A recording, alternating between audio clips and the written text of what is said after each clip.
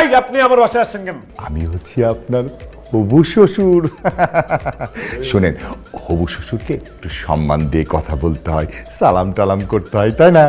ওরে বাপ রে বাপ, কিন্তু বাবা, মেজাজটা ঠান্ডা করো, একটু ভালো করে কথা বলো। কিসের ভালো করে কথা বলবো? হ্যাঁ, কিভাবে কথা বলবো আপনার সাথে?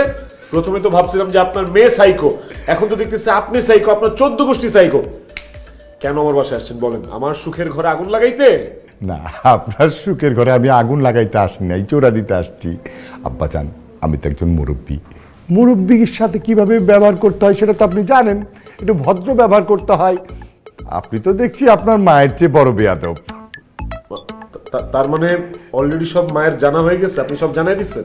হ্যাঁ, বলেছি তো, আত্মীয় হবে না, আত্মীয়ের কাছে কি কিছু লুকানো যায় নাকি? বলতে পারে সবকিছু। আম্মা তো আমারে কুরবানি দিয়ে দিবে। আপনি এখন ওই দিকে দাঁড়ায় আছেন, আপনি বাইরন প্লিজ।